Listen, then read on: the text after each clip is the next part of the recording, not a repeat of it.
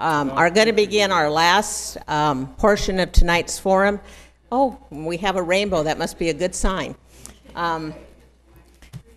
So I welcome you. I know this is a little smaller turnout than when you actually have it in West Richland. West Richland usually has a great turnout for their forums. So I'm glad those of you that are here. And hopefully you will be glad that you came and have an opportunity to know these candidates better.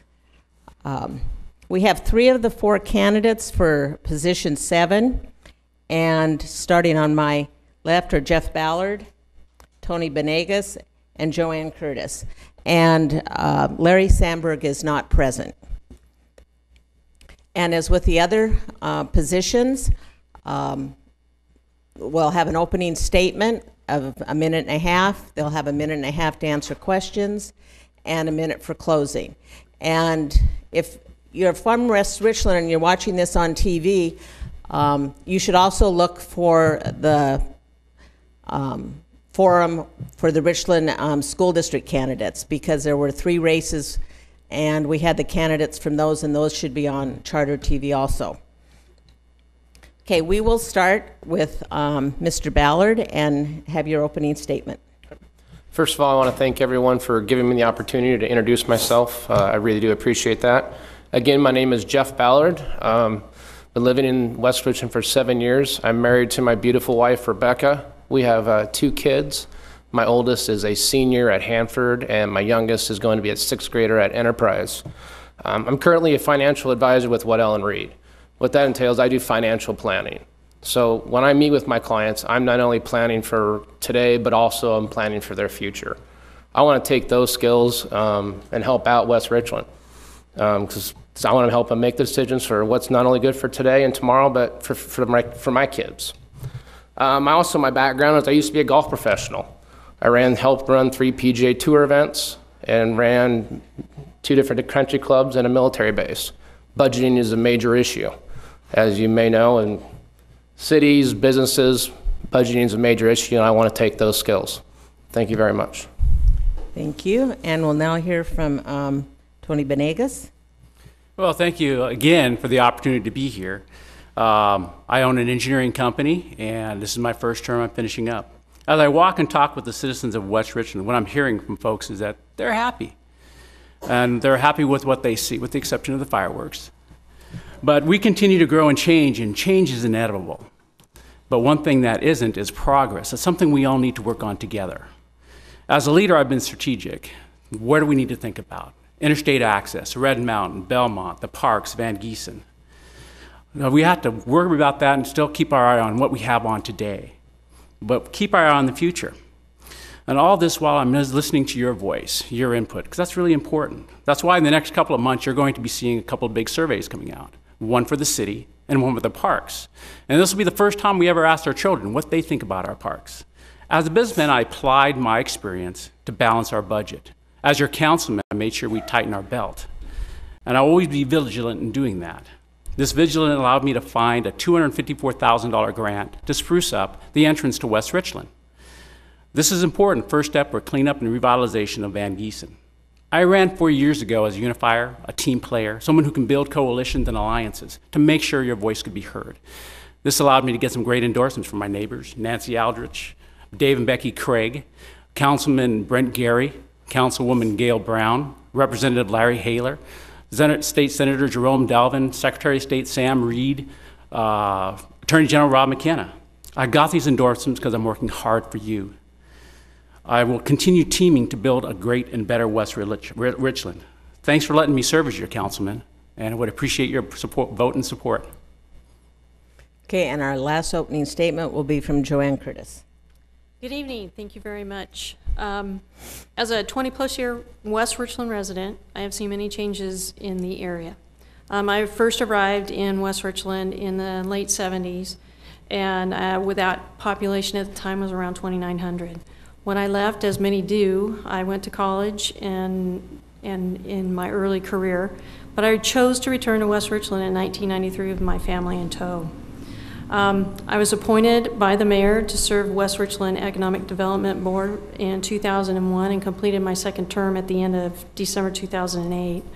I am currently serving on the West Richland Planning Commission, and I also serve on the Board of Adjustment since 2002. Because West Richland's quality of life, it will continue to grow in housing, retail, business opportunities, because it's such an attractive place, and that's why we return. In order to continue to preserve the quality of our life, we need to ignore the distractions that impede the long-range planning for the city's future. It is essential to receive ideas and comments from citizens on how the community develops. I graduated from Hanford High. I attended college in Washington and California. I earned a business administration degree and an MBA, and I'm currently employed at Washington State University, and previous to that, I worked in small business lending and business incubation. Okay, thank you. I'm sorry you coincided with the libraries. We're closing announcement. Okay, we will start our questions in the order of your opening statements. And the first, a lot of the questions we got were addressed to specific persons, and we will try and make them so that everybody can answer them. This one says, council members have come and gone, all promising to clean up the appearance of Van Giesen, and nothing has been done. What will you do to improve the appearance of Van Giesen if elected? And we'll start with you, Mr. Ballard. Well, that's actually one of the things that is very important to me. I really agree with the revitalization of Van Giesen. I think they've had a good start. But just putting in some streetlights and redoing those things is just the first step. I think you need to clean up. There should be a requirement of how your yards are upkeep, overnight parking. How am I going to do that is get people involved. Thank you. Thank you, and we'll move on to Mr. Benegas. Same question? Yes. Oh, okay. You all have to answer the same question. All right.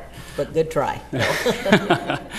Oh, I already talked about what specifically I would do. When I came on the council, I was a doer. I'm just not going to kick the can down the road. And like I said, one of the first things I was able to do is look for grants. And one of them we found was a $254,000 grant to start the process, because this is going to be a change. People own those properties. And we just can't come along and say, you shall from this point forward. We have to work together as a family, as a team, as a community. And by the way, we do already started a recovery resource board to address how do we clean up how do we clean up Van Giesen? What do we need to do? Working with owners and with our neighbors, because really that's what we are, neighbors working together. And we all want the same thing. We want Van Giesen cleaned up. It's the #1 area that's been continually identified over and over again. So, and that's what I've done so far, and I plan to continue to do so. Okay. Ms. Curtis? Yes. In the early formation of the Economic Development Board that I was appointed to, that was one of our first and foremost tasks, and that was way back in 2001. And in those early planning years that I was involved in, we came up with the East and the West to reduce the whole development size so we could put it in smaller component parts. All the way back in 2002, 2003, 2004, the board took a very hard look at how we would make those incremental changes across that community, because that was our beginning of you come into West Richland and as you exit. And with the addition of the Red Mountain viticulture area, it's been an eye-opening opportunity for us. There's been plans in place before. We've taken them to the council as an economic development board. The council has not moved forward on those. It's nice to know that they've invested some considerable amount of dollars now to finally, after all these years, to move forward on coming up with an appearance for the Van Giesen Community Park there. Okay. The next question, we'll start with Mr. Benegas. This question was to you specifically, but I'm going to change it a little bit. For all of you to answer, how would you balance deciding how to vote based on staff recommendations from the city, especially when they're in conflict with citizens in the city? How do you make that decision to cast a vote on issues? Okay, sure. That's always a tough thing because in some cases there's winners and losers. But one of the things I've always done is what's good for the city as a whole? How do we need to do as our long-term goal, our strategy? Where do we want the city to be?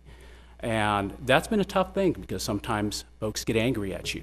And you have to explain that in the long run, we're going to be better off if we go in this direction.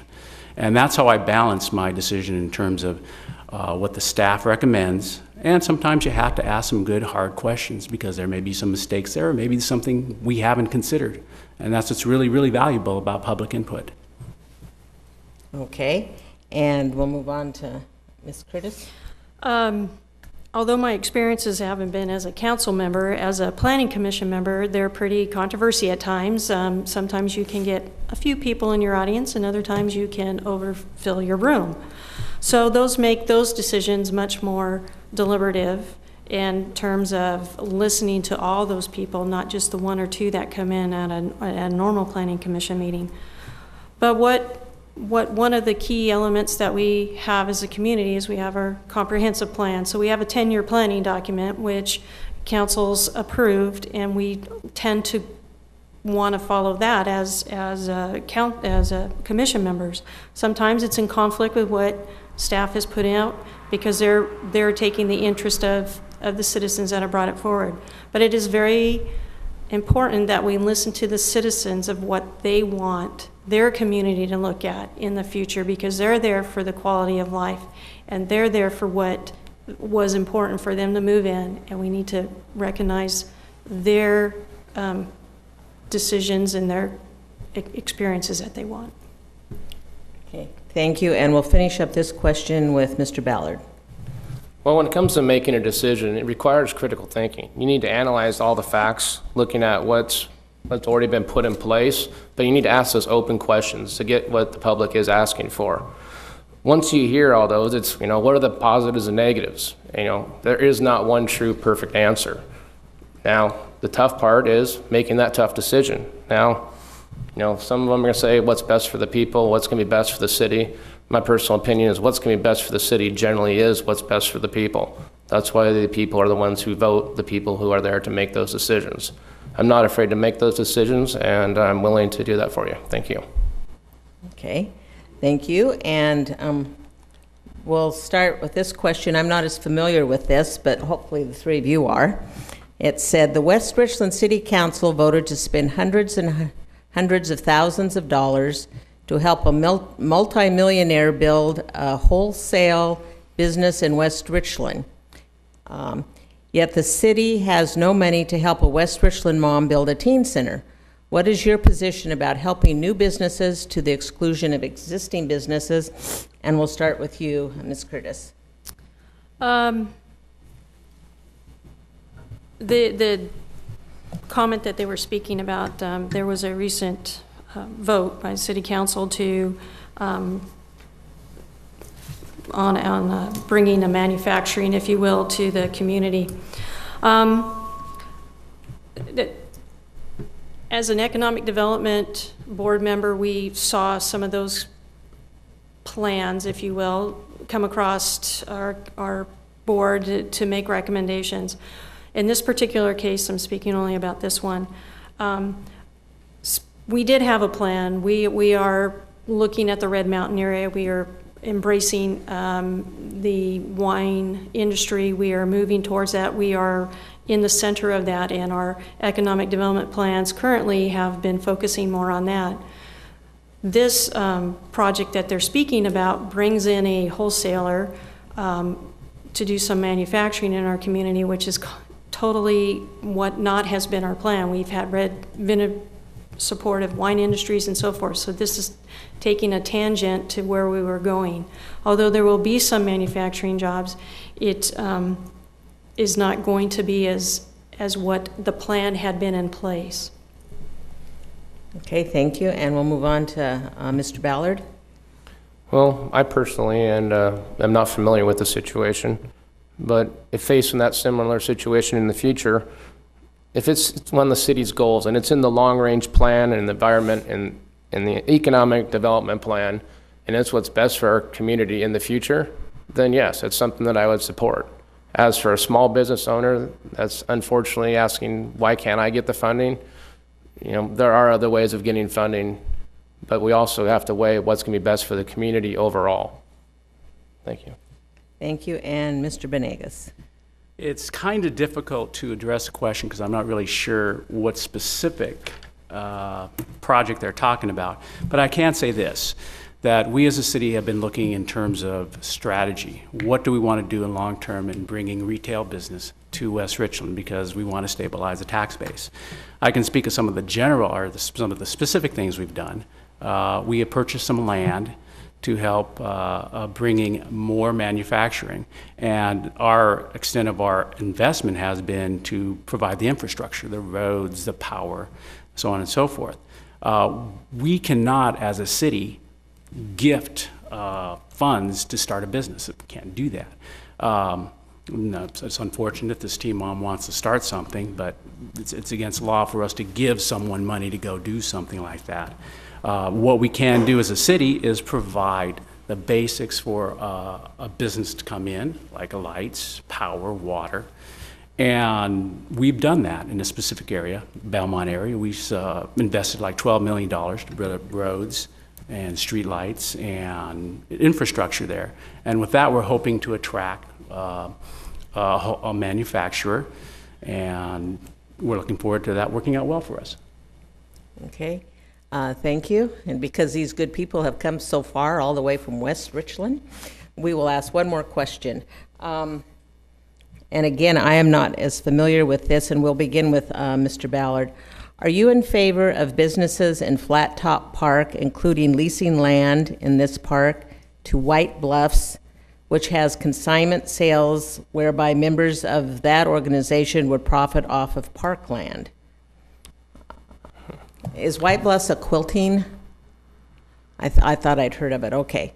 It's a quilting business that... I've heard a little bit about this. Okay. Deciding what to do on that, it takes more than just me answering the question right now. I'd like to see the numbers. Having a business there for the lease, how much money does it generate? Okay, how does it benefit us, the city of West Richland? How does it benefit you as members of people, citizens of West Richland? So to sit here right now and say I agree with or disagree, off the top of my head I have to say disagree, but I'd have to say I want to look at the numbers first. Numbers tell me, I'm a numbers guy, financial planning. What's right is what's right.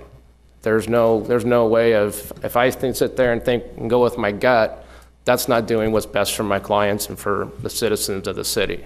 So I would look at the numbers, see what benefits the city, and I'd base it off that. Thank you. Thank you. Mr. Benegas? Yeah, could you read that question again? Oh, if I can find it. I put it in my already read pile. Let's see. Are you in favor of businesses in Flat Top Park, including leasing land in this park to White Bluffs, which is consignment sales whereby members of that organization would profit off of parkland? Okay. In general, no, I'm not. Parkland is not used for businesses. The issue around White Bluffs Quilt Museum was a couple years ago, the association approached the park board and asked if we could partner with them to set up a museum, which has been done before in other localities. And in return for that, the city of West Richland would have access to facilities, a civic center, a senior center, and we were very much interested in that. So the park board, because it is a park matter, took it under their advisement and said, this is a good idea, let's go forward with this a couple years ago. And since then, we've been working, trying to figure out, is this something we can do? And the idea of commercialization is kind of an interesting one, because yes, they would be selling some items in their facility, but it's no different than when we have Hogs and Dogs. They sell t-shirts on the park. Or when we go and have, Richland has Arts in the Park. They sell great art there. It's the same sort of thing. So it's kind of calling it commercialization isn't quite what we're trying to do. We're trying to look for partnerships, teaming, collaboration, and that's, again, really what I'm all about. Okay, thank you. And we'll finish up with Ms. Curtis. I was on the Economic Development Board when that came before our committee to review prior to the park plan or in the park board at the same time. At that time, it was a nonprofit just starting up. The parcel that they were looking at to use at the time was also going to be used as a community center. It was going to be where the seniors were going to be reloaded. Those were the original conversations that happened at the time. Currently, the city is undergoing a park plan consultant. They've hired a consultant, and he's met with a number of us. He's met with us as a planning commission member, and he's continuing on that. At this time, looking at leasing our parks for commercial businesses, because although it might be attached to a nonprofit, there's still quite a bit of commercial. There'll be retail sales tax out of that, which puts it in the commercial realm. But we've not identified where our other next community park is going to be, so it's really premature to move forward and take a valuable parkland that's been productive to the community and its citizens, and it's our location in our town, and we know where Flat Top is. We don't have any other ideas where a next park would be, and to start selling our parks as retail space is just not something I'm going to support. Okay, thank you. We'll go ahead and move on to the closing statements, and in no way did we try and coordinate both of your times with the closing statements from the library. Anyway, we're reversing our order, and so Joanne Curtis is going to go first with her closing statement. Well, I would really like to thank the organizers of this, which is the League of Women Voters, the Tri-City Herald, our Hispanic Chamber, Pasco Chamber, and the West Richland Area Chamber, and the City of Richland for letting us use this facility. It's a magnificent library, and you've done a very nice job here. Maintaining a safe and healthy community is paramount importance in my eyes, and it's very difficult to balance your budget with having those two goals, because healthy communities also includes parks as well as police and fire service that we partner with, and it's those kind of things that make it very difficult to figure it out on an annual basis. I do want to say that it is important to listen to the citizens. Our comprehensive plan has been our planning document. It's been endorsed by, it's been approved by the state and our city council. We need to follow it. Thank you. And again in the middle is Tony Benegas. Well, thank you all for the opportunity, the honor and privilege of representing you as your elected councilman. I will continue to work for you to manage this inevitable growth and changes with the progress that we need to make, and most importantly, with your voice. My business experience has worked for you in setting our city budget and working hard with what we have today, but also keeping an eye on the future and thinking strategically with where we need to be. The endorsements show you that I have and will continue to build teams, unify, and bring about consensus so we can move forward together as a city towards a shared future that we all can be proud of. In my mind, this is a city that's gorgeous. It's a city on a shining hill, both of old and new. I would invite you to take a look at my website, 24westrichland.com, and look at all the endorsements I have, and I would love to hear from you. Thanks for allowing me to serve you, and I would appreciate your vote and support. Thank you. And lastly, we will hear from Jeff Ballard. As with the other two, I want to thank everyone involved for giving me this opportunity to introduce myself. If elected, I want to bring the tools and experience I have to the city that I care so much about. I want to be part of the future, and this was my first step of doing that. So please elect me, vote for me.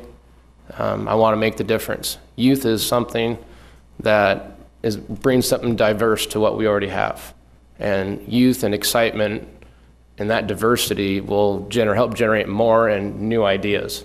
So thank you very much. Okay, thank you, and thank you for the ones that came and stayed.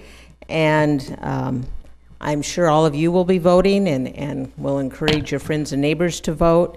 In case you know anybody that lives in Kennewick, we're having a similar live forum on July 26th at the Mid-Columbia Library on Union for Kennewick City Council and School Board. It's just reversed, though. They have 3 city council races that are up and 1 school board.